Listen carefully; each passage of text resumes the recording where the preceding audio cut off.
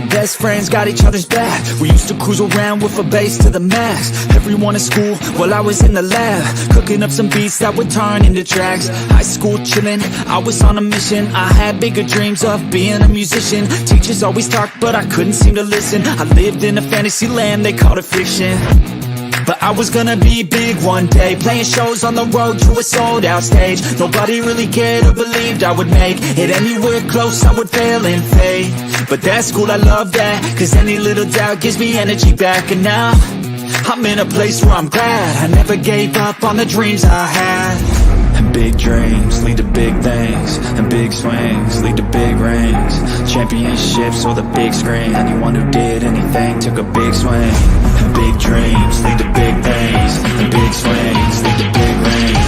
Championships or the big screen, anyone who did anything took a big swing.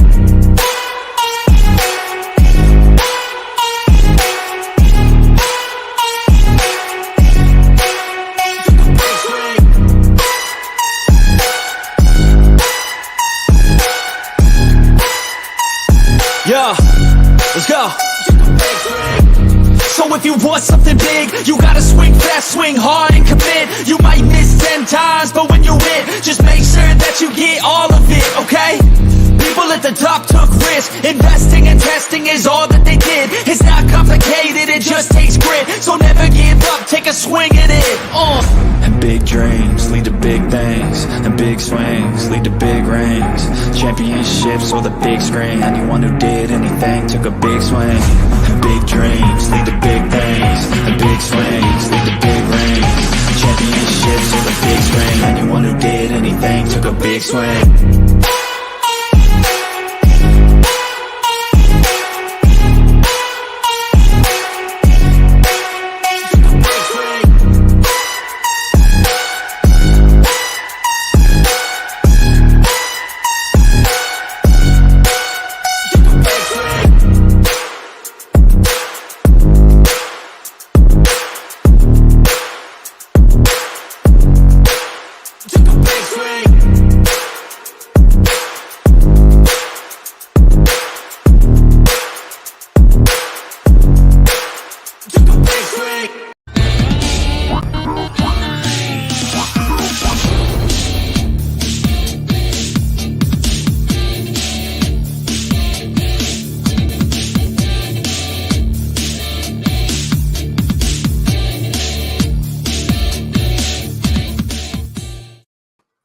Hey guys, what is up? Welcome to Pick and Roll Podcast.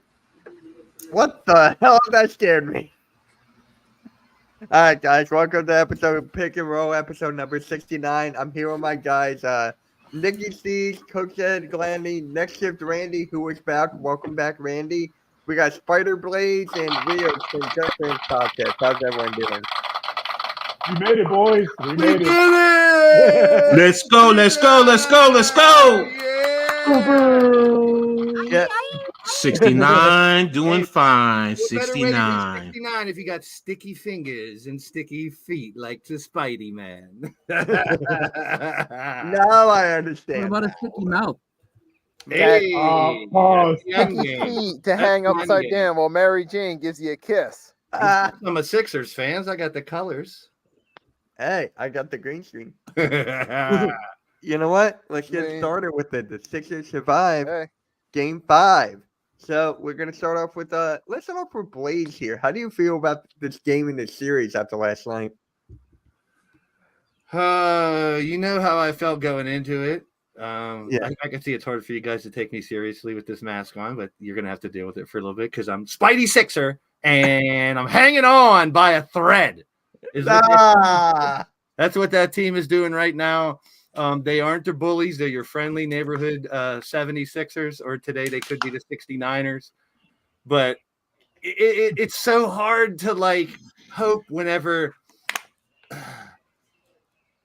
it's a game that they had no business winning, in my opinion.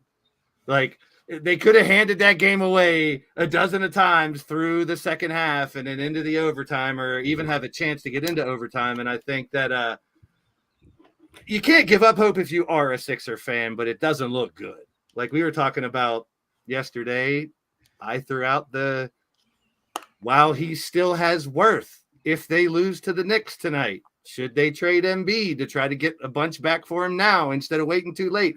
And I mean, it came to that for me, and I was that on the fence, and it's like you wait for this all year, and it finally gets here, and your team's not clicking.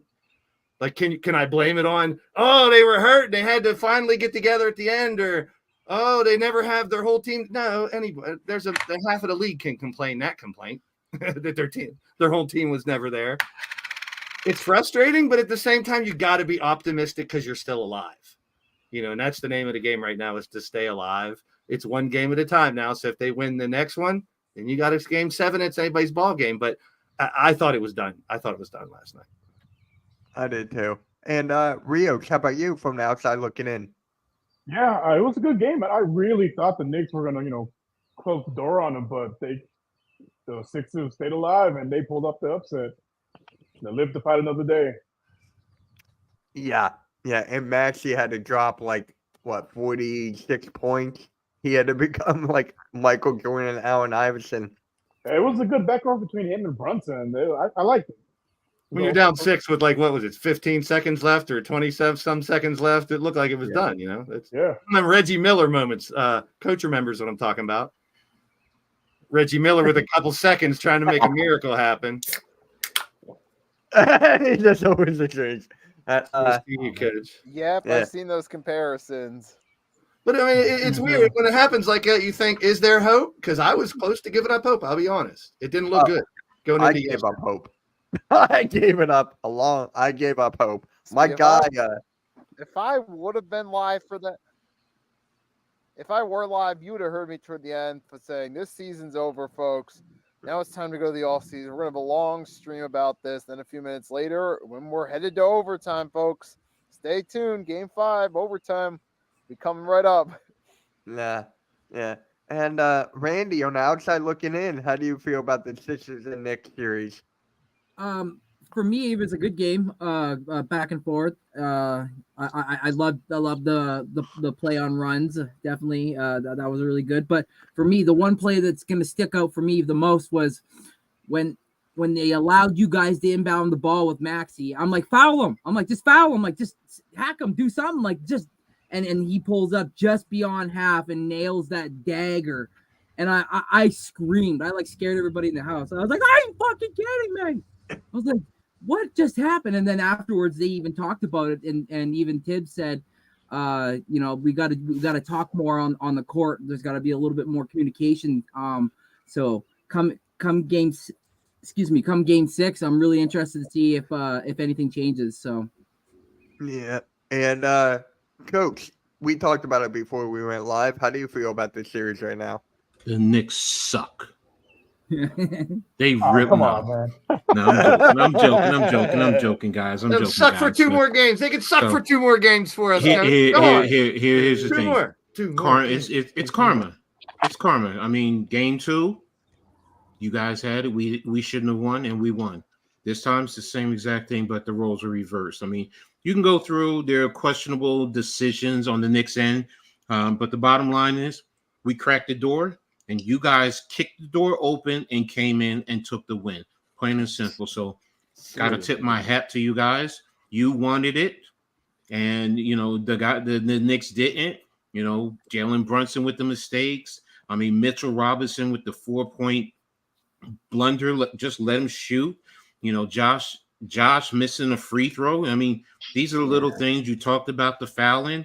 I mean, these are the little things when you close it out. This team has not learned how to close out an opponent. When you have the opportunity, plain and simple, you got to be ruthless. You got to basically step on their throats. That's the old saying. But what I like to say is you got to punch them in the face, then kick in their door, and then go punch their mama in the face to let them know that you're serious. And the Knicks didn't do it.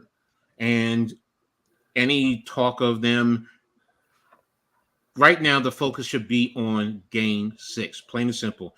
Don't talk about the future or anything else. Don't talk about game 7.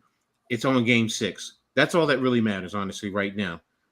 Because if you go to game 7, and by the way, I said they talked me into winning in game 5. When initially, what did I say? Yep, It was going to be a 7-game You series. said 7, yeah. And last night I am disappointed in myself because on my stream I was so excited. I was everything in those last, and NYG said to me, Coach, it ain't over. And lo and behold, there it go. And I know better. I let my fandom take control of the coach of me. And that part I'm disappointed in. Usually people turn to me because I'm a coach. And what does a coach do? Stay under control, not and let everyone else, but I let my fandom come out. So I tell you this much, I'm too damn smart to make the same damn mistake. Right now, my goal is on game 7. What type of adjustments is Tibb and the Knicks going to do? How focused are they going to be? How hungry are they going to be? Because that stadium, I really do believe you guys are it's going to be all Sixers fans in there. I mean, I know Knicks fans are going to try, but it's hard for me to imagine anything else. So right now, it's going to be a war. I'm rooting for my team to come out victorious, of course, but you know, it's going to be, that stadium is going to be rocking. You guys are going to be bringing the energy for your team, and the Knicks are going to have to find a way to fight through that, because if they don't, we're going back to New York after that. So right now, my focus is on shooting down 95 to your stadium, 9 o'clock tip-off. Everything else is not important anymore. It's only thing that's important is the Knicks and the Sixers, and the Knicks have to come out victorious. Go ahead, Mitch. You got it, bro. So, Joel Embiid had the quietest triple-double I've ever seen. That's fair. And then he almost had a quadruple-double in turnovers. He finished the game with 9 turnovers. Yeah. So I'm just, Yo. I'm just like, the playmaking was off, the awareness was off, his fatigue was off. This was not his best game by any means. We even joked he gave up a ball just to get that 10th turnover on the live stream. Yeah. Oh, really? It's kind of like, remember the movie Waterboy? When he had the ball and he gave it to the other guy. He was like, here you are. That's basically what Embiid did. That's basically what Joel Embiid did. And Tobias Harris had 19 points. Is that going to happen game 6? No. That's not going to happen You again. can't rely on Tobias to have 2 good scoring games in a row, or even solid scoring games for that matter. They all need to do well, which is we don't get that very often, is they're all clicking on all cylinders. I mean, come on, y'all. I mean, I know y'all killed Tobias Harris, but you know, stay in the moment, man. Stay in the moment. He really did ball his ass off yesterday. He was playing good defense, you guys. He was He did play good. He played good defense. He played physical. He made plays when he needed to. Exactly. I count at least 6 or 7 passes that he deflected out of bounds and or was on a guy and a guy shot was off. Like he definitely plays. It's not his fault. He maxed out and got the contract he did. You guys offered it. He's like, shit, I'm gonna sign that and play. Yeah. So it's like, I understand you got to live up to what you're making, but it's like right now I see a different Tobias. I see a guy that wants it. To me, last night was more about Brunson and Maxey, because I think to me it was validation that those two guys having this phenomenal year in the regular season wasn't a fluke. They brought it into the postseason. Maybe not your boy Brunson as much last night, but throughout the series, he's shown that he can be that A1 man in the playoffs, not just in a regular season. And that's why we could be going 7 games. I mean, if you want to be brutally honest, I mean, right now, the biggest issue with the Knicks is Dante DiVincenzo. Yeah. He's not producing. If he produces like he has in the regular season, are we here talking about a game 6? Honestly, I don't think so. Probably not. I mean, he scored 8 points yesterday. I mean, he's been single digits the past 3-4 games when he's averaging dang near 20 points a game. I mean, if he plays even it gives us half of that. It's a different series, and they're foul shooting through. It's not just yesterday. It's quite a few games. I mean, they literally 10 free throws yesterday, 10, and it's everybody, Brunson included. They're all missing free throws. I mean, and you can't. That's gimme. That's like walking down the street and seeing a bag full of money, and you just walk right past it. Come I on, think it's man. happening on both sides, though, Coach. Maxey missed 3 free throws in the clutch last. I mean, he was clutch by hitting those, but those 3 free throws could have prevented overtime in the first fucking play. So are you Peter Parker now? No. Oh, He's Blaze Parker. He's Blaze Parker. It can only last so long. You can only last so long under that pause. Yeah. Damn. But if I'm the Knicks, they're putting OG on Maxey. They're saying that enough's enough. I'm putting my guy on him. OG's a dog. He can get after it. And you're saying enough of this fucking shooting from all over the place. We're gonna put our best defender on you, and we're gonna see if you can beat us.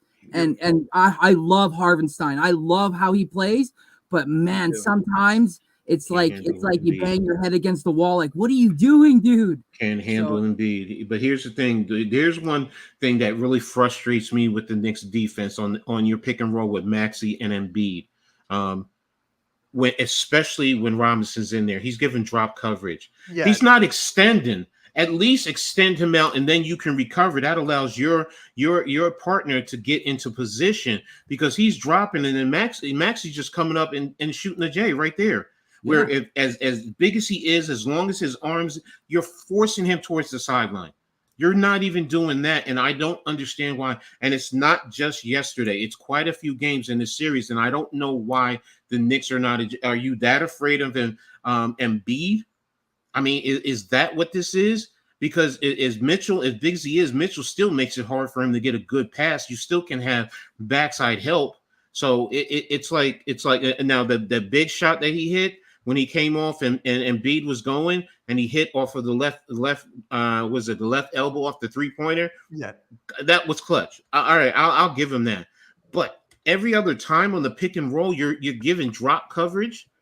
That's giving Maxey, and that's another reason why he's having a great series, because the defense is not doing what they need to do in terms of extending him and forcing him to go to someone else. And then you can say the same thing about Embiid and drop coverage as well. It's both sides, both sides to that. So for me, honestly, that's what I'm most afraid of. It's a drop coverage and having Brunson all that room at the free throw line. That's what I'm afraid of. Like the one thing you guys don't have the advantage over the Knicks, though. You do have him. I mean, he didn't play well yesterday, okay, but you still have him in terms of your pick and roll. We don't have anybody like that. I mean, you can say Hartenstein with his push shot, okay, but that how we've seen also where he shoots air balls off of it. Mitchell Robinson can't give you dag doodle off of his. You can only get him to lob to the rim. That's it. He has no offense. So other than that, and I think that's the thing with the Knicks. That's where, for me, if you're going to do pick and roll, sometimes get some of the other guys. Get OG involved in pick and roll a little bit. Yeah. Because now you can get him. He can now force your defense to do other things, and he's doing well with attacking the lane on occasion. He's not just sitting in the corner waiting for a three. He's attacking the lane. So, and that there's things that with the Knicks that I'm saying are like, what are you guys doing? But again, it goes both ways. Both sides are making mistakes. This is what makes for a great series. As Kendrick Perkins says, if you're a competitor, this is the type of game that you want to, this is the type of series that you want to see. The back and forth. It's a heavyweight boxing match, and you're getting it in the first round of the playoffs. So, it's not an easy sweep like other teams out west. We're going to leave them nameless right now. Yeah, but you had a good point about OG on Embiid. I forget which game it was. I think it was 3. Game 4. It was game 4 when Embiid had 1 point in the fourth quarter.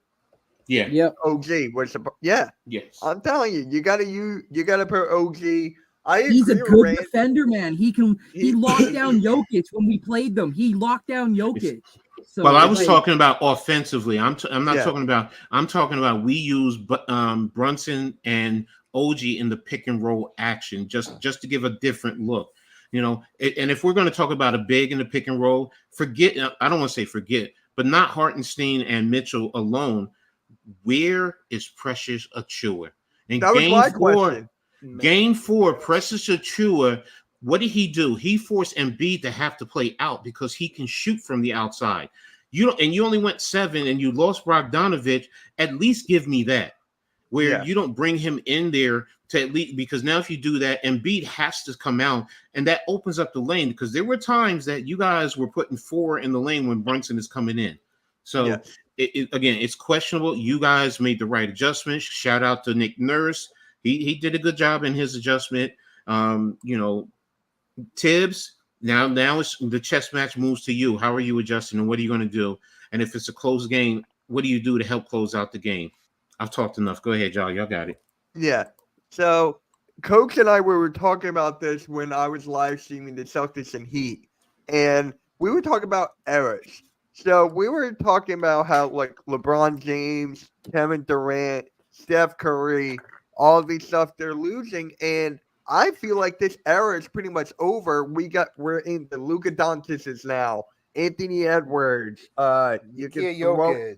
You can throw Jokic. Jokic. You can throw Wemby, Rios' favorite player. You can throw him in there.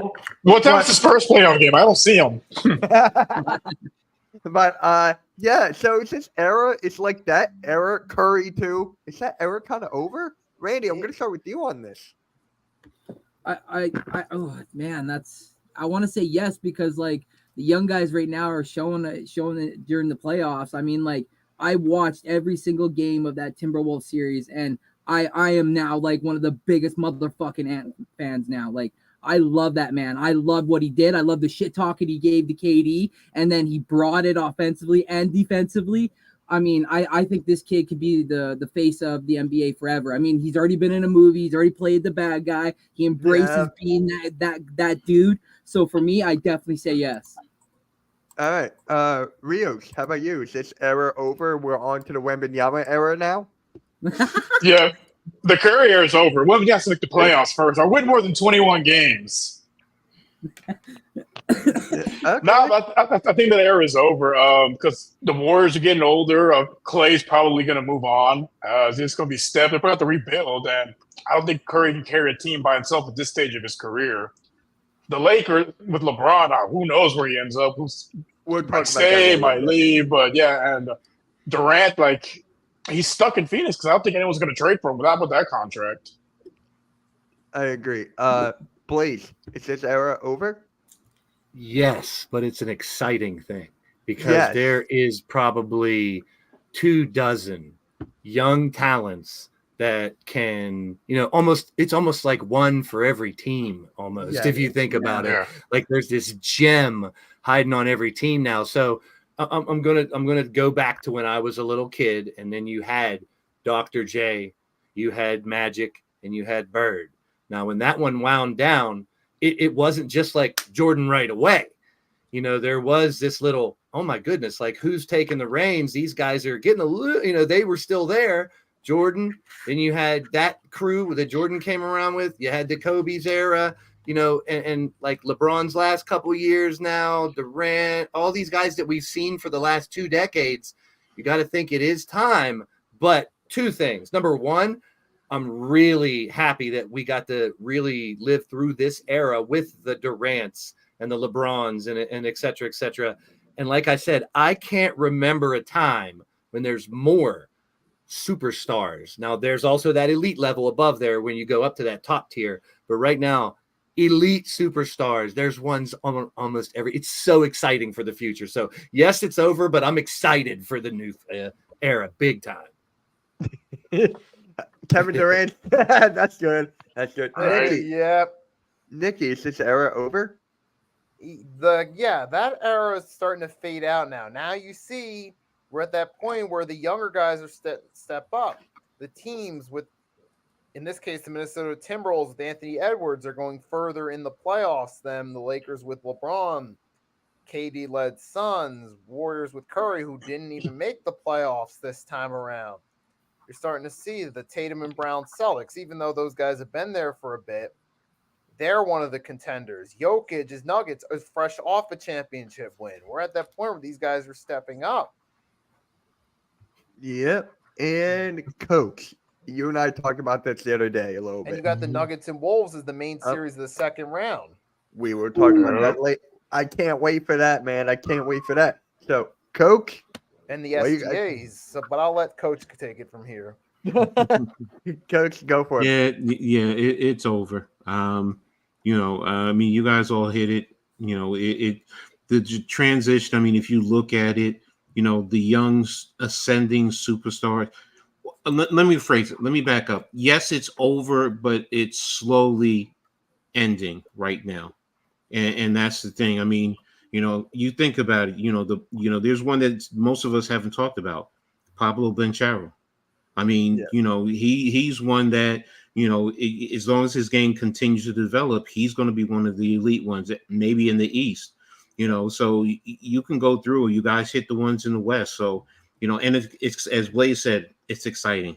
You have to love it, this transition. So at least you're not going to have a what if or a dead era. So, and now after last night, Tyrese Maxey, he has now put his name on the map as saying that, what, he's one of the elite. And I'm going to say this now, my unpopular opinion, this team is not Joel Embiid's anymore. It's Tyrese Maxey's. Well, that's just like we were talking about Cat and Edwards at the beginning of the year, Coach. Remember that? And we were all kind of like at the same thing, saying Ant can take over, but it's going to be up to, Cat kind of letting the younger guy be. All this, what it all comes down to? What a pro wants. What a pro needs. Please don't. That's a good one. I like that. Quite at that point with the Sixers, because we see with Embiid, they had a much better record with him, so we're not at that point But yet. he- Now, if he- we get he- to a year or two from now, maybe, but not at that point yet. I mean, I get it. It's just that I watch Embiid, and to be the player that he is, and I get he's hurt right now, but still, you threw a 50 piece on the Knicks. So I'm sorry, there's no more excuses. Yeah. You have that. He should be dominating, period. And the one who's dominating consistently through this whole playoff series is Maxey. Yeah. He's saying this. He's taking the mantle. It's just like as a Knicks fan, it was Julius Randle's team. Brunson came in and took over this team. And that's what I see in Maxey. I mean, I'm on the outside looking in. I don't see it. But as an outsider, and especially from this playoffs, I'm saying that this is becoming Maxey's team if it's not already. Well, I agree with your assessment. Shout out to Earl Cole. I agree with your assessment because when I was on the post game at Philly Sports, my main dive says he goes, Maxey to Embiid. Look at me. I'm the captain now. I'm the captain. You got to give him the reins. You got to.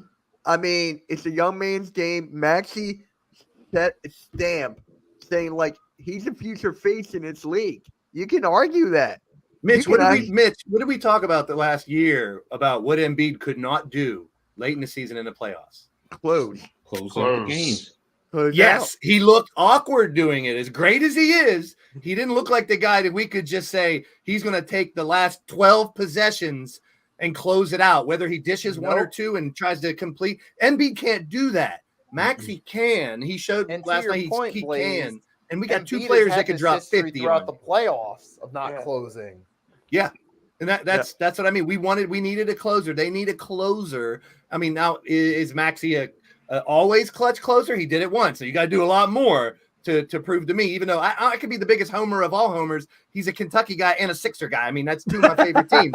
So I got to love this guy. I've invested money in this dude. I've talked about how much money I invested in his cards his rookie year because I was hoping I literally banked on this guy, and I'm not a gambler. I'm glad to see him reach this next spot, but it's the closing ability that I hope that he can do that Embiid cannot. We've been witnessing that throughout his career. We've seen the growth. We've been seeing all the work he's put in. And honestly, I have a question before we go to our next topic here. Maxey, all NBA second team this year? You guys think all NBA third? Obviously probably not third one. team. I can see third. I'd say probably third team. I'm thinking about the All-Star team and stuff too. I can see third team as well.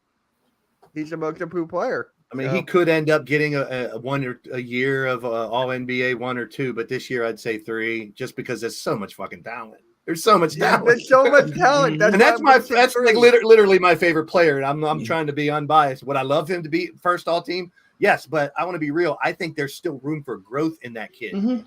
I mean, as much as he looked great last night, there was times he looked like he didn't know where he was as well. Like he didn't feel as comfortable throughout the whole game, in my opinion. He's not a seasoned playoff guy yet. But to Coach's point, he's already proved he's going to bring that game that he has in a regular season into the postseason.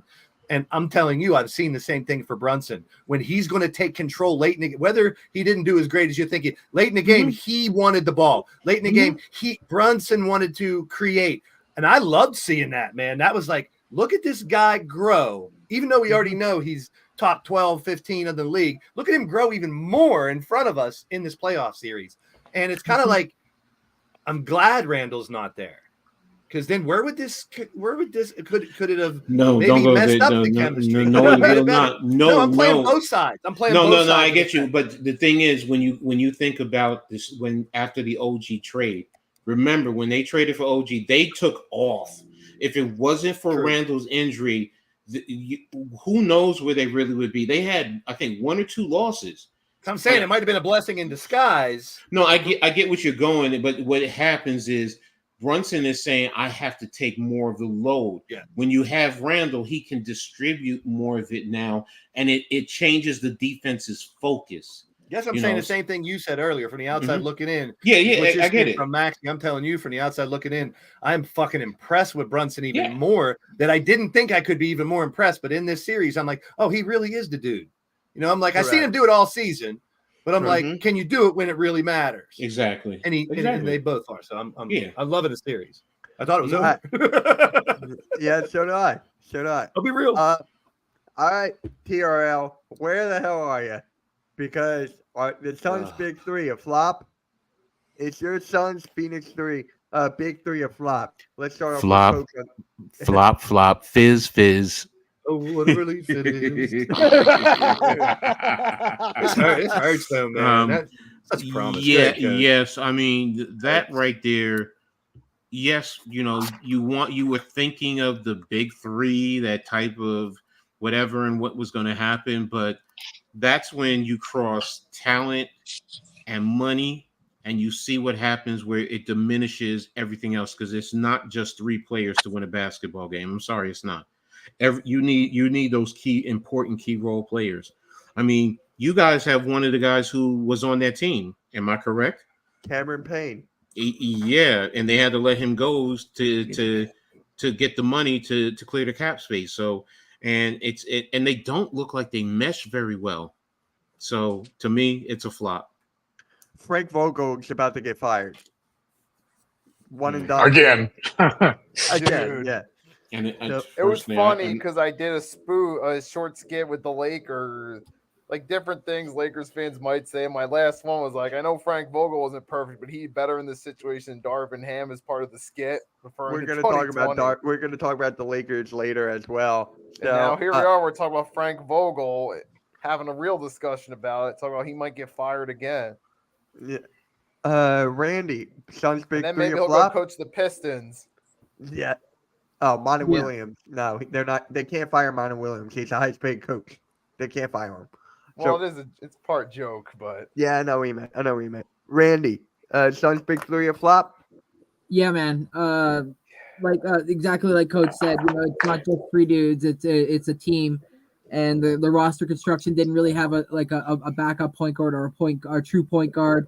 And it was really telling when Bradley Beal got subbed out and Vogel went to give him a high five, and he kind of just sloughed it off, and that kind of showed me that maybe the players didn't even believe in the coach.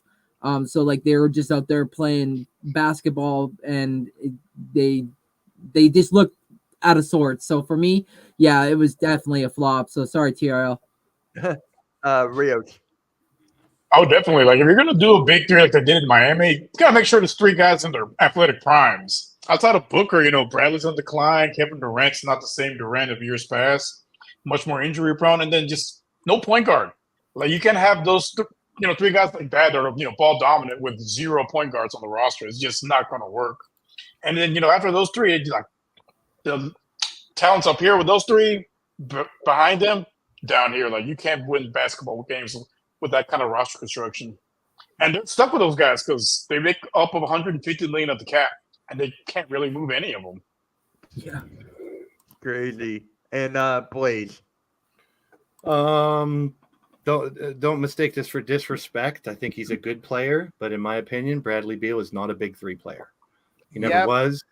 I kind of question why, and I think Durant wanted him is one of the reasons people are pointing out. But he's a good, solid player. He's a great player, but is he a big three? I mean, to me, big three means you're elite. You are up in that elite because we can't be just three all-stars being the big three anymore. That's back in the day when the big three started. That it was very rare that someone had three all-stars on their team, right? So nowadays that standard has to raise. It can't just be a team with three all-stars as a fucking big three because every team has at least a big two, and they definitely got a big one. We talked about that earlier. So if you want, in my opinion, you want to elevate, we're going into a new era, right? Let's change the game. Can you say big four? Not really. No team's going to invest in 4 max contracts and bullshit. And we've seen before where just taking all stars and throwing them together doesn't mean they're going to make a good team. Exactly. It goes back to the coaching. It goes back to the general managers. It goes back to how they run the team all together. So this one hurts a little bit because one of my Western teams is the Suns. I've always loved the Suns. Barkley, Chapman, all the guys I used to play had their stint with the Suns. Dan Marley, a bunch of old guys from the Suns I used to love. Kevin Johnson, I could go on and on. I've always loved the Suns. And I thought this year, I questioned the Beal part, but I thought, and I'm not using this as an excuse because I always say never use injuries as an excuse. But beginning of the year, man, these three never got a chance to even click or play a couple weeks in a row together. But I think the silver lining underneath all this is Grayson Allen. We've seen him kind of come into his own and finally shake off what those demons of his past, so to speak, and show he could be a consistent player. Not a big three, but I mean, do you need a big three to be a champion? No. I'm sure everyone agrees, but does it help? Sure. But they have to work. We saw how the Clippers were beginning of the year when they first put those 4 together in the Clippers, right? And I said, you know what? Get out of my house. I can't stand these 4 as players. Really, they're not my cup of tea. But if they get those 4 players to click, the Clippers will be dangerous. And look, mid-season, what they were doing, destroying people because they're playing well. Now it's shaky. But I think it sucks that this is happening to the Suns. But I think it's different situation than like a Sixers or the Knicks or all these other teams that could be dealing with that are kind of in between. I think the Suns need to chop it down, restart. Try something different and really overhaul that team. Coach, he had Jalen Hurts on the green screen. Now he has the Commanders. There it is. There it is. Okay. All right. So oh God, what is Blaze doing now? What is Blaze gonna do? Uh-oh. So all right. So I just got to bring up this comment and then we'll move on to the next one. Oh wait, You just missed. Sorry to cut you off, but you missed out my take for the. Oh, I did no because we talked about it before a little bit, but go for it. Yeah, but I touched up for a second yesterday, but I don't know if you guys remember last year when this happened. I said it was risky, and I thought the odds that was going to work out for a championship run were low. Because at the time, I'm looking at wait, these guys don't have much depth outside of those guys. And come to this year, really, they didn't have much depth.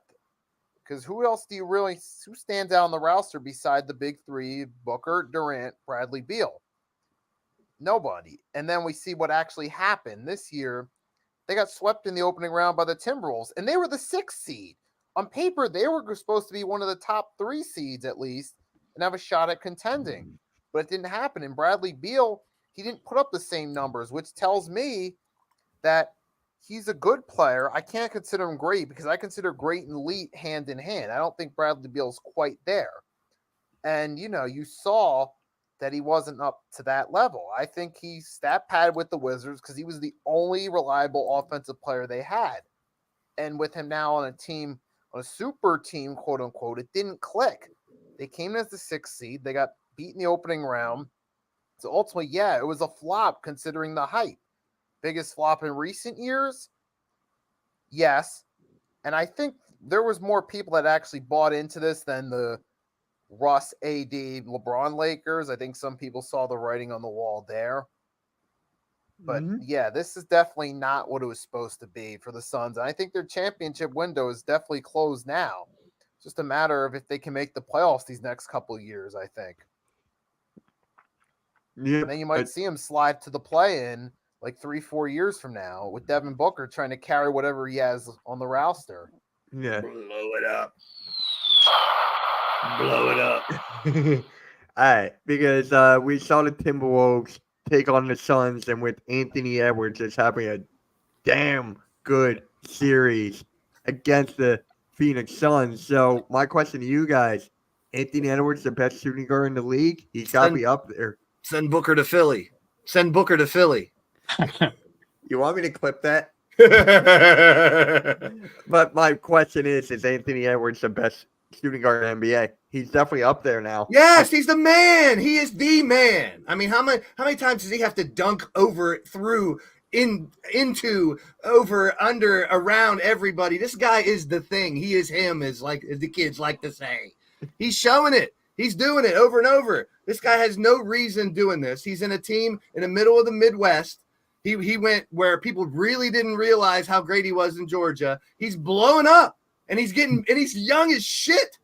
I mean, we talk about the Holmgrens and the Wembys, the two younger guys fighting for the rookie of the year and stuff. This guy's going to be like, hold my beer. I'm ready. Get out of here, LeBron. I'm ready to take the damn crown. Yeah. I mean, No, I agree with Blaze. After that game 4, he just cemented himself as the best shooting guard in the league. Because I mean, what a performance! jaw dropper, dude. Just straight domination. They could not stop him. Crazy.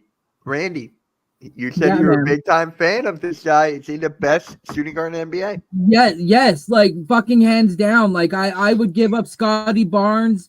I would give up Quigley. You want picks? You get 10 of them. Whatever ones you want, take. Like I would kill to have him on my team. I haven't seen a guy with hops like him since Carter, man. Like him running back on defense and blocking shots and like his head hitting the backboard and falling because he has that much leap ability. Like this kid, like I said, his dog mentality, his I don't give a shit what you guys got. I'm gonna take over this game and it's my game attitude. Yeah, he look out. The NBA is just along for the ride, and we're his story. Hey, he's not the best shooter, though. He's not the best shooter. Let's not get confused. No. Let's Yes. because Shooting let's not confuse guard. shooting guard with shooter. It's just a position in a game that's pretty much positionless, which we've talked about a lot. Yes. He might be the best player in the NBA. Let me just And I throw think- that out. And I think this ascension started, like we mentioned, months ago during FIBA. Like you saw him taking that next step. Yep. Yep. So he's better than Luka? Could be. We don't know. He's just getting started, bro. He's literally just really getting started. Like last couple of years, he's ramped up, but he's just getting started. Yeah. Now, don't get me wrong. I said it earlier. There's 24, little baby superstars ready to be blossomed. I'm not saying Ant's the only one sitting on top of this Rushmore by himself. I'm saying he could be the one, but there's probably 5 that could be the one to be next because we're losing LeBron. We're losing Durant. We're losing So Steph. Wemby. He's right there with him, but he's only a year in. We can't tell very much within a year. Yeah.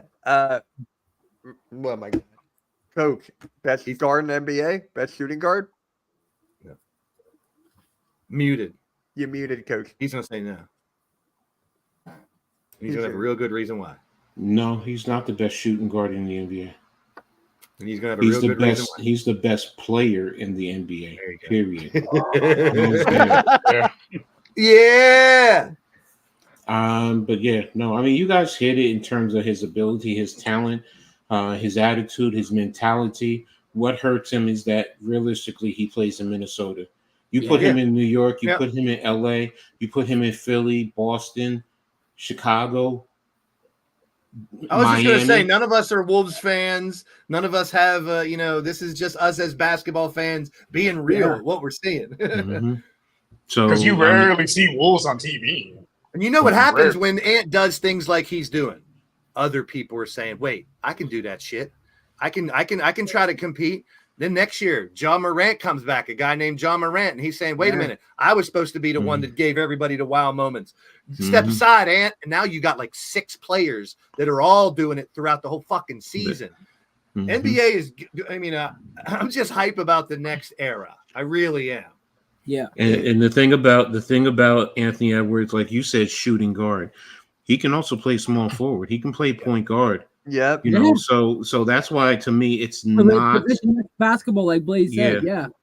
It's not shooting guard. He's the best player right now. Have you ever heard anything off the court about him? Bad attitude, missing practice, bad. No. Have we ever heard anything negative about Anthony Edwards? I think I I've heard never. something about he uttered a 6-letter word starting with an F about a summer ago. I don't know if it was just Okay, well, I mean, that's what I'm That's saying. Have we ever something. had any kind of personality issues? Because if we're looking at him to be the face, you got to have it all. You got the marketing aspect, the on the court, the personality, the guy on the mic. You got to have a little bit of everything. Kind of like a pro wrestler. If you're going to be the face, you got to have everything.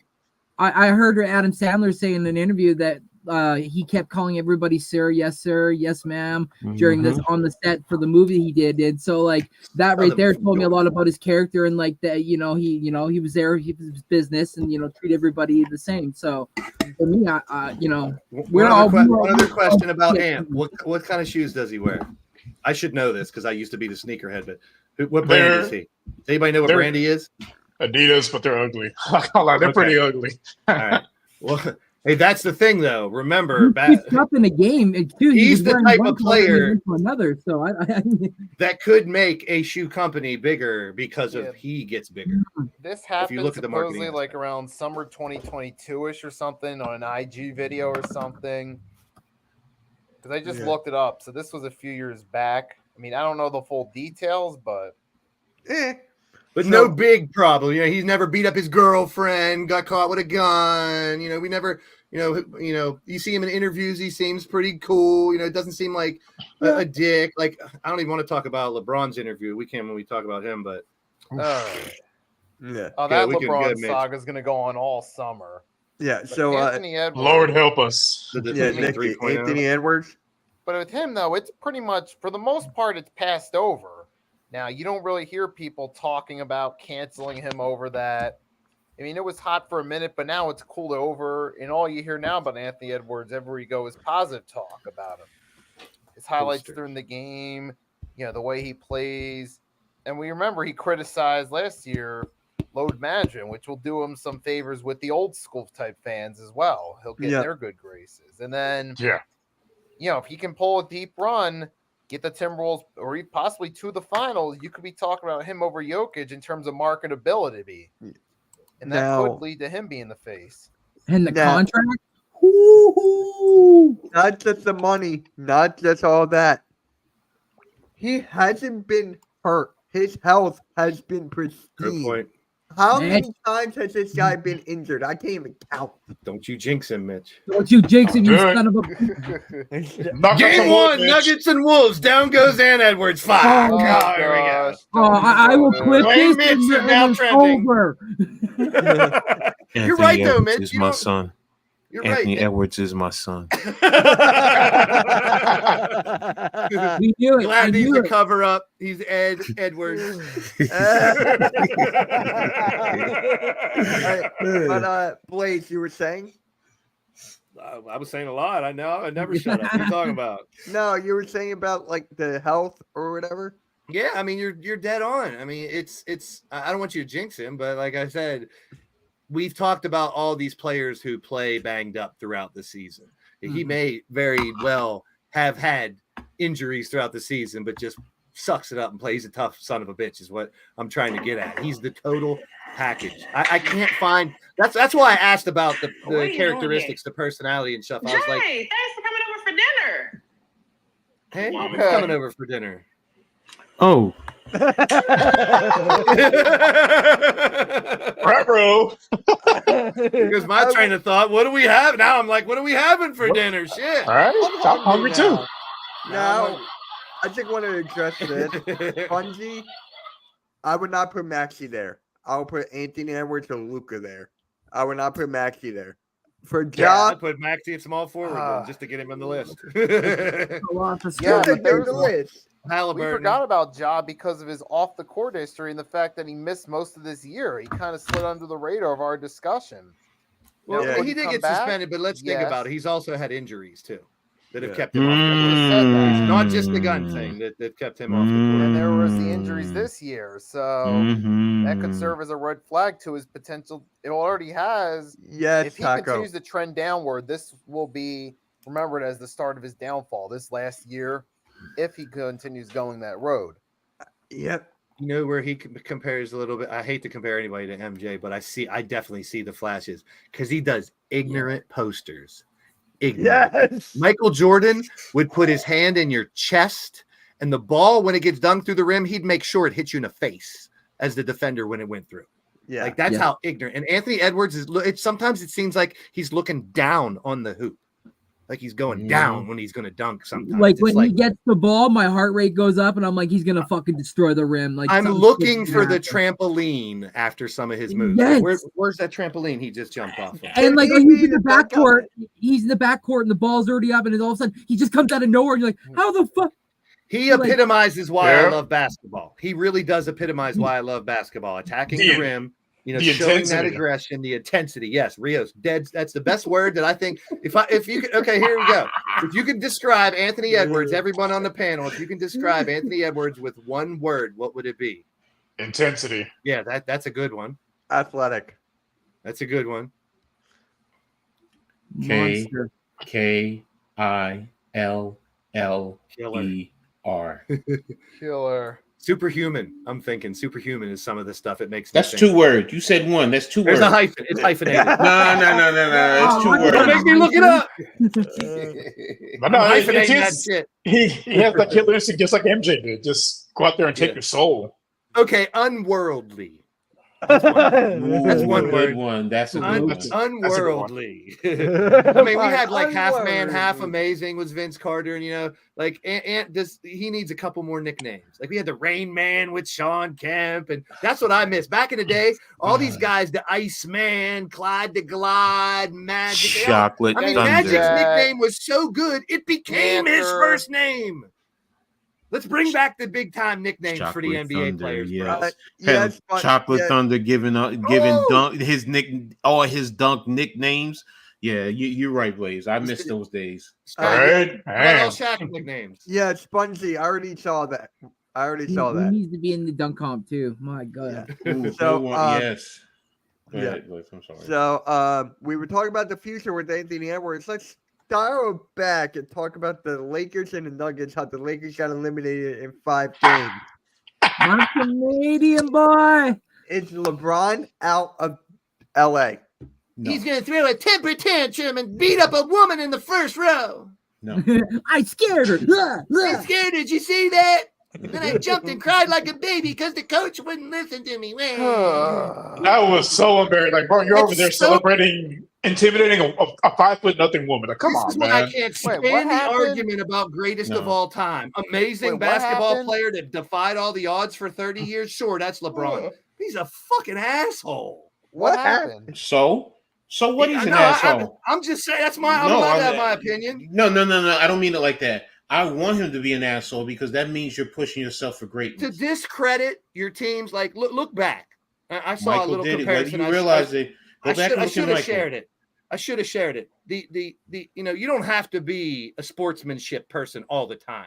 But Exactly. if you never shake the motherfucking other team's hands, you show them no respect, and you go and make excuses on the podium like a little baby and don't want to talk and putting the mic down. It's embarrassing for someone who's Yeah. supposed to be at the top of his profession. And I love his game, the old game. And if Embiid starts doing that flopping shit like he was doing the last 2 games, like LaFlop, I'll think the same thing about him if he says dumb shit. It's embarrassing for LeBron to act the way he does when you're that guy. Nowhere close to Jordan in my book. Great player, all-time scorer, great scorer. But I look at the entire picture. Your I do too, personality, Blaze. your sportsmanship, how you are with your teammates, how you are with the media, how you are with the fans, how you are on the court is number 1 by far. It's a game, and it's all about on the court. But look at all this shit that he does now. That he got grown women calling you a crybaby in the game all the time. Like, I know most people say, so what? But it's now that's like his persona. Does that not? I mean, he doesn't care. He's that godly himself that he's now. Let's get a fucking gold statue for him and start bowing to the motherfucker. Then let's start going to Church of LeBron. Let's start that. It's They already ridiculous to started. me, man. No, I get Started where that. you're going, Blaze. Blaze, I get where you're going and what you mean. And in that regard, I respect it. But when I played, I'll be back I in a don't give minute. two craps what people think per se. I don't. You're not I on mean, TV though. He's on TV. if I was representing a on product. TV, no, that's what I'm getting. If I was, I wouldn't care. But see, that's the thing, though. It's all right. Some people are. No, I get where you're going because you're including the money aspect in that regard. Where me, the only thing that matters is this: how I get it. I don't care if people like me because in the end, I'm great. It's all about the championships, which is why I hold Bill Russell so much higher than everyone else. And that's the thing. Now you're talking about, like you said, how do you respond to the media? To be honest with you, because I had a hard time initially, mind you, I never knew how to handle the media. I didn't like talking to the media because a lot of times my mindset is they manipulate and they twist your words around or they take everything. Dude, listen, In terms of the media, I get where you're going, especially today. And I'm talking about coming from 1980s. So it's a different era. But I've also done some a little bit, but I've done some journalism in terms of interviewing players after games. There's also the emotion. I get all that. I'm talking about this new era. But this is Yes, the thing I for get the it. show. I get it. I just said we got. I get it. Let's go back to 24 young, very impressionable kids coming out of college that are looking to be you, LeBron. They want to be you. They want to be the man on the court for 30 years. They want to be able to play like you. They want to be able to play as long as you did, as good as you did, or as best as they can. But right now, he is a bad example. LeBron is a bad example on the court, off the court, on the mic, everywhere. Retire, motherfucker. Retire. Fuck your kid playing with you. Get the fuck out of the league. Off the It's got court, such a great future, and he's pissing on it right now, in my opinion. Why are we? Because we have to talk about his bullshit instead of these 12 to 24 superstars that are going to carry this league for the next. But 20 years. why does everyone have to like for Because example? he puts it out there. No, Blaze. What I'm saying is, like, for example, realistically, if we didn't bring up LeBron, I don't have to feel I have to talk about him. I don't care if we talk about that him. rep. He's built that rep. He's earned that rep, in my opinion. And anyone out there who thinks this is not me versus coach or nothing, this is good debate. This is why I love this show. Is it me?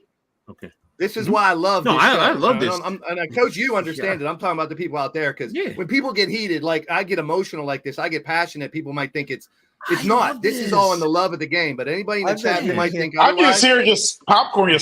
I'm just here relaxing. I'm here relaxing. But I'm dead serious in it, man. I mean, I don't expect someone to be Mr. Proper Sportsman 24/7, but you are setting the fucking bar. Now he thinks he's above the fucking law, is what it is. Because he's so great. He's done so much. I'm the number one scorer. I got all these rings. Fuck everybody else. I'm gonna tell fans to go fuck themselves. I'm gonna tell the refs to go fuck themselves. I'm gonna jump and cry like a baby in front of my coach. What is that? I mean, I do think. I mean, some of the stuff about him on the court being a baby is absolutely correct. I think off the court, being a little bit harsh and being a completely bad role model, because there are some good aspects. You know, he doesn't have all this baby mama drama like some players. He He's used been to be a loyal great to role his model. wife. That's my problem. He used to be good with that. You're forgetting about one thing. How whenever he goes to a team, it changes every single time. They already had a perfectly built. Then he comes in, he wants to change everything to make it his own. That is why I don't want him in Philly. That is why. I was going to say, Mitch, is when we discussed it a couple weeks back, I was like, I don't want the circus that comes along with it. A lot of people would want it because it's going to bring money. It's going to bring butts in the seats. But it's And Well, look especially at his for track record the struggling last couple of teams. years. Where's the sign that all of a sudden he's going to click and bring 4 championships the next couple of years? It don't look good. He's on the downslide. He's going to year with his kid, and bye-bye, LeBron. See ya. And I ain't going to miss you Yeah. at this point. I Yeah, will remember the first 10 years of LeBron's career and love that. And the formula's been he goes to a team, trades all the young talent, tries to bring in, top 10 players, gets coach inspired, they underperform, everyone gets to blame but him, then he leaves. Rinse But he and has repeat. earned this spotlight. Don't get it twisted. Don't get my words twisted, people. Mm-mm. I may not be a fan of what he does, but it's all the time. It's not just there's been one incident last year and then one this year. No, it's pretty much you can't watch a LeBron game without him yelling at a coach or a ref or a fan or just one game. Just give me one game.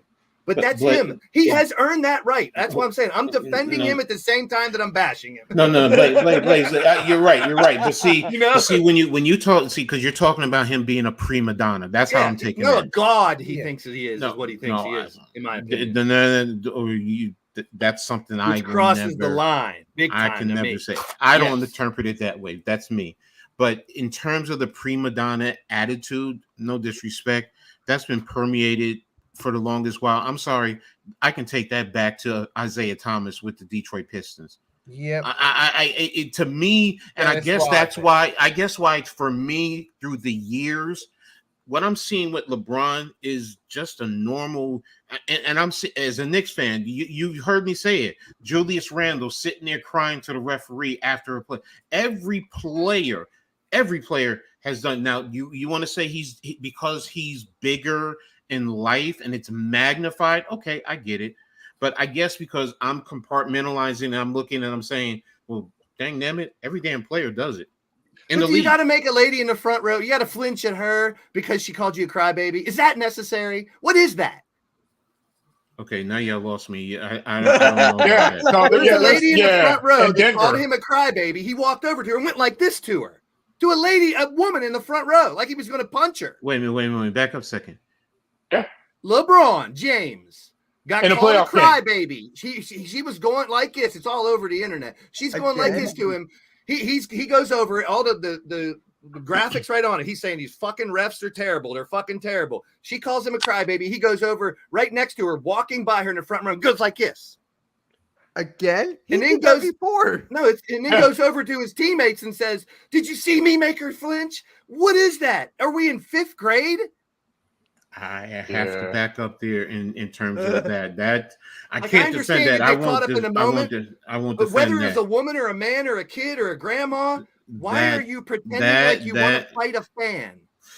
Unless even if I mean the only way I could say here's what I'm saying. You're right in that regard. That's wrong, and I'm not going to defend that. I'm not going to, because right now when you say that instantly takes me back to Detroit and Indiana, and it's like are we starting to head that way? And it's no, I can't. I will never defend that. I will never. The baby antics, the crying on the field, jumping up and down. I don't give. Do that to the wrong Knicks fan or Philly fan. Do that to the wrong Knicks or Philly fan. You're right about that. You might get hands, and then we got this bullshit. Now we got to talk about why LeBron wanted to fight a like fan. that Sixers fan flipping off Westbrook. Yeah. My point as a pro, that guy's a doctor. As a pro on his level, I'm not even saying as a general pro. There got to be some level of decorum. Everyone's looking at me. Let's not make it a scene. Let's make it an example of how people should be. And he's not at that. He's at I think he's at a frustration point.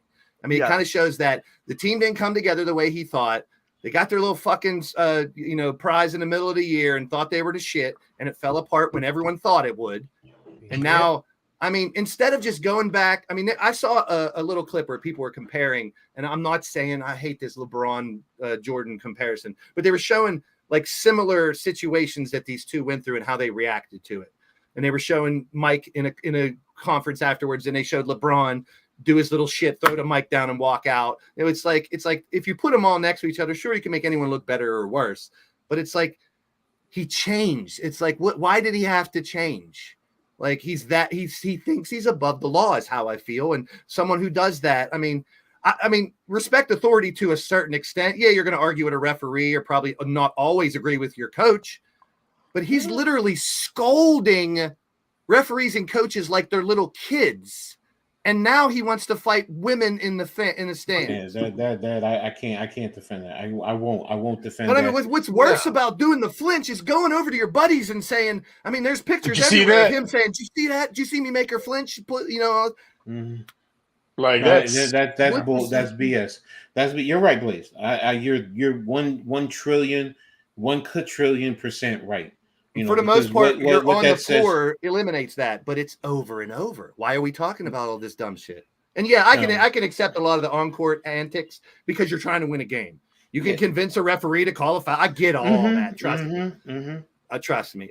It's frustrating when that part. That's why I'm so glad this fucking era is over. I will miss Steph Curry because I love that dude. Durant never really panned out to what he was supposed to be, but LeBron, good riddance, my man. Good riddance. And if we're still on the LeBron thing, I did read a weird article today about little Bronny being down to 4 colleges now instead of, and one's West Virginia. And here I can have a personal tie here. It's Duke, Ohio State, Louisville, and West Virginia. What about Duquesne? No, it wasn't on the list. There was 4. So I don't know if Duquesne's off the list or what. This is a situation that's fluid. It could change tomorrow, you know. So as of the last time, now here's a situation I know. There's a kid named Rodney Gallagher. He's from my hometown. He plays for West Virginia, wide receiver. He was best friends with LeBron's son, Bronny, for 2 years. He's in West Virginia. LeBron has friends. He has connections here where I'm at, which is 15, 20 minutes away. So if he does go to West Virginia, I can make sense of that. He's already been in this area a few times. So if Bronny wants to come here, he's already welcome here. Maybe he can help West Virginia. But I'm not rude. I'm not canceling out the fact he might get fucking drafted just for the sake of LeBron. Yeah, I can see the Lakers doing to try to keep him there because I think if they don't draft him, he probably leaves. Which I think is the dumbest thing in the world as a business. Got a I player get it. option for Why? 51 million. Yeah, but if y'all Bronny forget. don't go into the draft, where does LeBron go from there? That's the big LeBron question. is staying in LA because they're staying. What you call was talking. All his businesses, he has so many business. Everything that he's doing is geared to staying in LA even after he retires. So that's why the organization is trying to do things per se, because that's what he wants. He wants them to do that. Now, if he's not playing for the Lakers, for me, my opinion is he would just retire. I would say I can't see him going to anyone. I mean, he's not a KD hoe where he's just going to go try and chase a ring in that regard. You couldn't see him go home one more time to Cleveland or something? Nah. He's already done that. Yeah. He's LA. He's LA. He's LA. He's LA. Now, if I can't, I don't think it's going to happen. But if the Clippers were to find a way, I could see him saying, "I'll." Nah, you know what? Let me backtrack. No. I don't see him retiring because he's going to want a I don't farewell either. tour. His ego he's going to want a farewell tour. He's not going to retire. Yeah, he wants 5 more years. But it's LA. It's with the Lakers. That's what I'm saying. He's gonna say, at the end of the day, shout out to Blaze Radio for that. At the end of the day, he's gonna say in LA. But listen, that is something that we will have all offseason to talk about. Trust me. So thank you, LeBron, for giving us content for the offseason because we talked about the decision 1.0 back in the day. We're gonna have that kind of shit all offseason. So all right, now let's talk about the most hype series of the next round: Minnesota Timberwolves versus the Denver Nuggets. Well, now that Mitch jinxed it and Anthony Edwards is getting hurt in game Okay, 1, there goes this. Well, you said jinx it now. You said jinx I'm it. kidding. I'm joking. I know. Oh, great. My Siri went off because of that. But Timberwolves versus Nuggets. How do you guys see that series painting out? Who you guys got on top? Pause. It's going to be a good one. I think it's going to be a good back and forth. I think because, with the Nuggets, they play as a team. Even on the off nights, they still find a way to win. And Jamal Murray turns into Jordan in the playoffs. I love Jamal Murray. But I think this is going to be a good test for Anthony Edwards because he's going against a team that's, the Nuggets are favored to win. So it's going to be a real good test for him to see if he's able to, carry these young Timberwolves to a couple wins, and maybe we get a game 7. I see it going Nuggets in 6, but I mean, if it goes to 7, I wouldn't complain. I would not complain either. Nikki? And spinning off what Rio said, I still think the Nuggets are the better team. But even if the Nuggets win in 6 or 7, that could be a good confidence booster for Anthony Edwards going forward. He can learn from that experience of being against the top team, coming close, and do better in the future. But I do think as of now, the Nuggets are the better team this season. I think as long as everyone on their side stays healthy, they should come out on top and move on to the conference finals. How many games? Who you got on top? How many games? The Nuggets in, I'll say 7. All right, Nuggets in 7. Coach. Minnesota has the best defense in the league. Yeah. And that right there is where it leaves me. And Ant knows that this is his opportunity to make a name and elevate his status in the league. And there's one big other factor, because if Gobert can at least contain, I'm not saying dominate or shut him down, but if he can contain Jokic, and you have Murray and Edwards, who in Denver matches up with Cat? That to me is probably going to be a big X factor. Yeah, they probably throw someone like Aaron Gordon at him or something. It's gonna be, it's gonna be tough. It's going to be tough, and it's like, my mind says don't vote against Denver, but my heart is like Minnesota right now is on the upcline. They really are, and they play very well defensively. And it's how does Denver handle that defense? And Minnesota, it's not just their starting five. They have guys on the bench that can come in and sustain. Mm-hmm. I'm going to go with the upset, Minnesota in 7. Oh, okay. All right, please. The beauty of this one is I have no freaking idea how this is going to play out. And I love that about it. I really don't. I mean, obviously you want to think, Nuggets are the champs, Nuggets on a roll. They got Jokic rolling, Jamal playing hot, Porter on fire every once in a while. They got seems to be rolling on all cylinders right now. Why not just roll through towards? But then you got this red hot team, and like Coach just pointed out, when you got one of the best defenses also, you can change the game. You change the pace, you change the flow of the game. If they can take them out of rhythm, they'd have to steal one in Denver. That's the bottom line, which that's the bottom line. Can they steal one in Denver is the question we're asking. And that's tough. That is tough to say. So I'm going to pass. I don't know what's going to happen. I can't wait to find out what's going to happen. I would hope 7 games. I'm a 7-game guy. I love game 7s, or I'll take every series in the whole damn playoffs to go 7. Yeah. Hey, the best 2 words in sports, game 7. Yeah. Yeah. And for me, it comes down to Michael Porter Jr. Is that guy going to be automatic from beyond the arc? Is this guy going to hit his shots? Because if he's on fire, I don't think Minnesota can contain that. I honestly don't think so. So I got Denver in 7. Here's the thing with Porter, too, and I'm a big MPJ fan. I love Michael Porter Jr. I invested in him, too, just so I get both Tyrese's. But the thing with Porter is, can he do that and blow up and be that guy? Yeah, but he's inconsistent. He can be very inconsistent. That's always been his problem. As talented as he is, if he could tap into that and gain consistency, I think he's got the talent to be a perennial all-star. But right now, he just suffers from that. Can't stay even partially consistent. But when he clicks, here's the other side of the coin. When Porter is hot, like you say, and he is tough to defend, he gets tunnel vision sometimes, and he doesn't pass the ball. Like, he's not the best assist guy. He gets very greedy when he gets hot, which a lot of shooters do, but that could be his downfall sometimes too. And I'm a huge Michael Porter Jr. fan, but he could be the X factor is what you're trying to say. And then if you want to flip the other side of the coin too, Karl-Anthony Towns. We all know what that guy can bring. He's a stretch 4. That guy, we've seen him put up like what? How many points did he put up when Embiid dropped like 70? Cat dropped like 40 or 50 that one night. Hey, so and I said is capable of that. Watching Cat since Kentucky, I know how he is, and he's an alpha. And we talked about this beginning of the year too. Will he give up the reins to Anthony Edwards? So right now the conundrum is It seems like he is. It is Ants, but can Cat show that he can be old Cat at the same time while we get new Anthony? You know what I'm saying? Like he's given over the reins, but he still has to be the Cat he can be, but at the same time kind of step aside for the new boy. And that is a hell of a duo if they can do that. But Cat is, like we talked about at the beginning of the season, Cat isn't the one to be like, and think about him. He's the guy who has been the man for a long time. And right now, who is everybody talking about? Not Cat. They're talking about the other guy. So you bet your ass Cat has a fire under there to show. He wants to show the fans and everybody, hey, you're talking about my boy and he's my boy, but I want to show you guys I'm still here.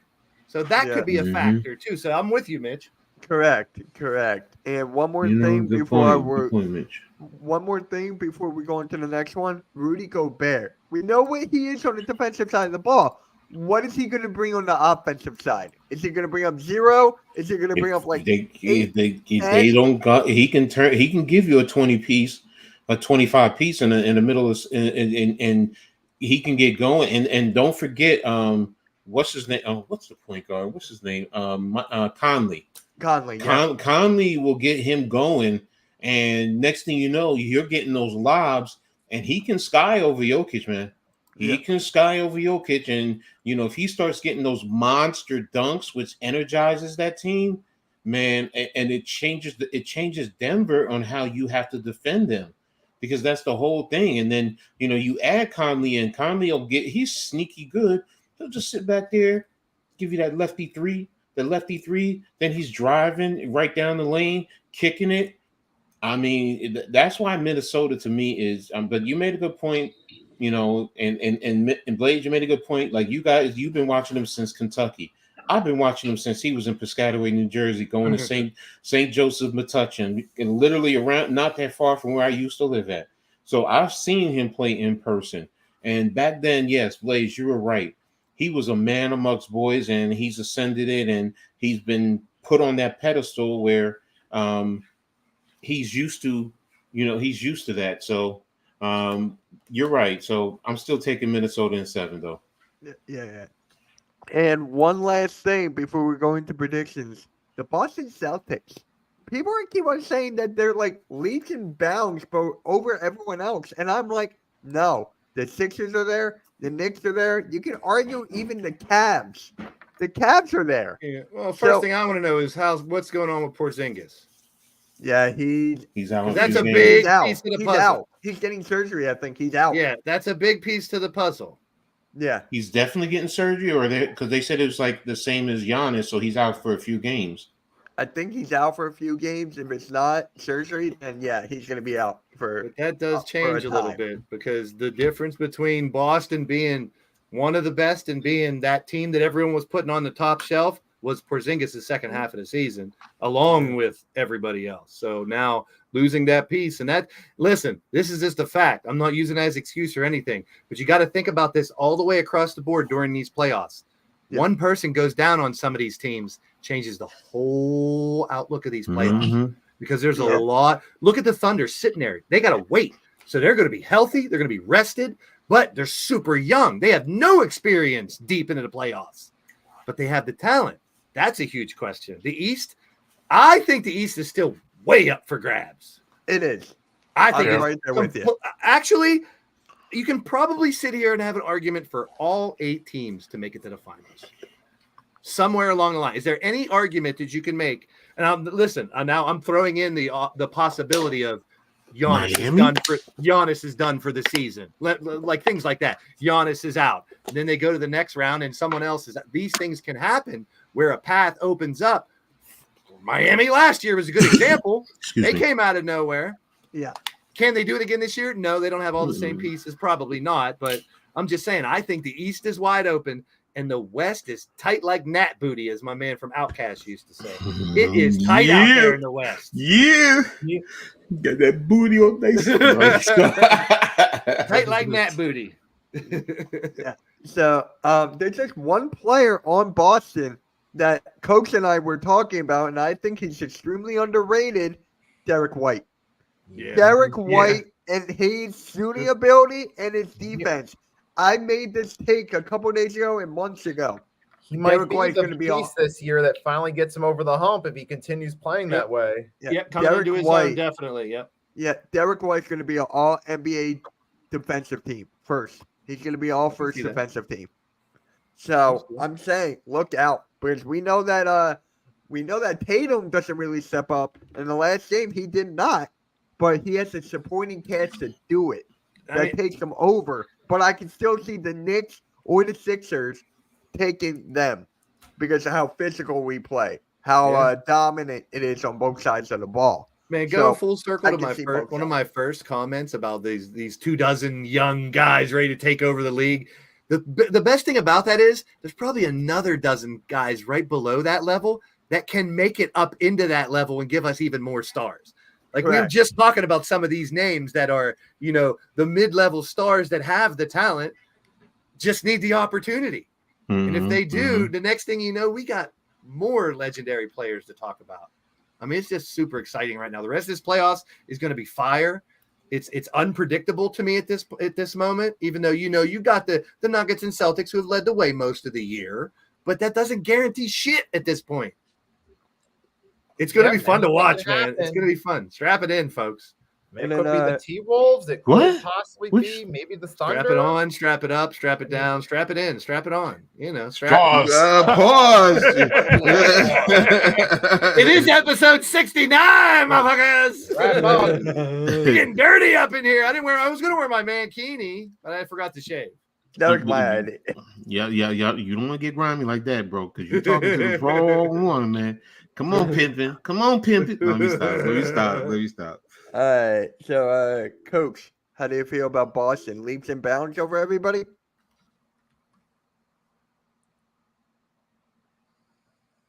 Boston.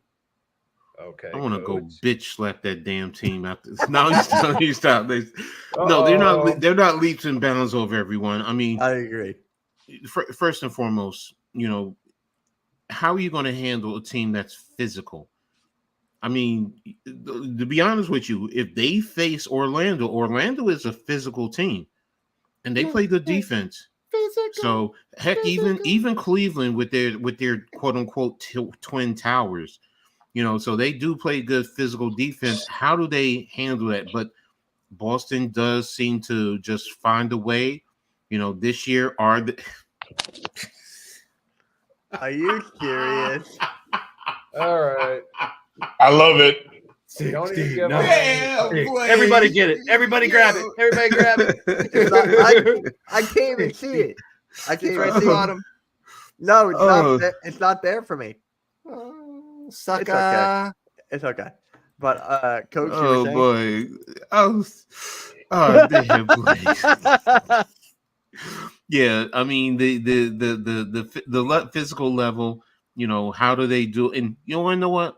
Even if Porzingis was there, he doesn't. I don't think he can handle certain physical players. So, are they leaps and bounds over everyone? No. Are they still an elite program? Yes. So, but you know what? It won't surprise me if they lose. So, I knew, Blaze, you were going to put it out there. I knew you. I know you. All right, Rios, how do you feel? Yeah. You think they're leaps and bounds? No, I don't think they're leaps and bounds. I think the East is wide open, but whoever wins the East isn't winning the NBA championship. Whoever makes it out of the West is winning it. I think the West is leaps and bounds above the East right now. Yeah. You can make that argument, but I can see where you're coming from there. I can see it. All right. Now we're going to go with the predictions for tonight's game, and we'll throw in tomorrow's games as well. Heat in Boston tonight. At Boston. I mean, Austin. I should be the Celtics, but something just gives me an odd feeling that maybe the Heat might. I don't know. Maybe I'm just trying to go against the grain without realizing it. I mean, there is a chance the Heat might get a win, maybe take it to game 6, or Boston flat out wins it tonight. I'll put it that way. Okay. Coach. we ain't having no Boston Tea Party, so Boston.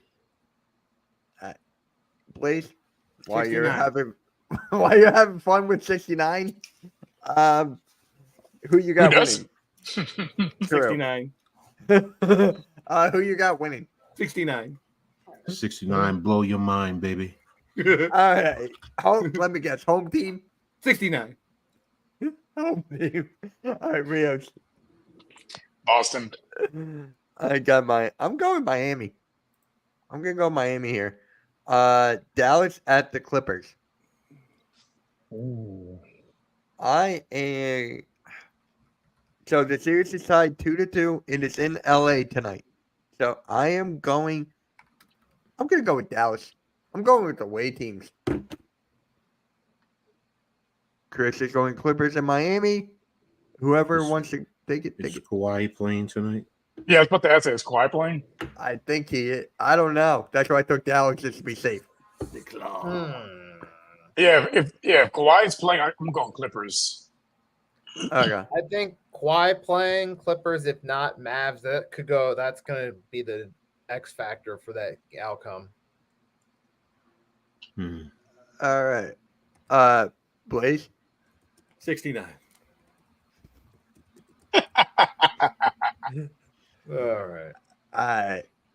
We know what Blaze wants tonight. Mm-hmm. Yeah, baby. Yeah. All right, guys. No, I'm just We're not doing that again. All right, I only guys. had one opportunity to do this for the 69th episode. Now we got 100 more shows to go. Okay, for what? 100 more to go. 100 more to go. 100 bottles of beer on the wall. 100. 100 bottles. 100 pick and rolls on the Oh my wall. God. 100 pick and rolls. I've only had one time where I've actually heard someone do the entire song. But let me do it right now. Give me full screen. No, I'm just kidding. No! All right, guys. So that concludes episode 69. We'll see you next week. Make sure you hit that like and subscribe. And yeah, Promo Yeah. cookies. we'll catch you all later.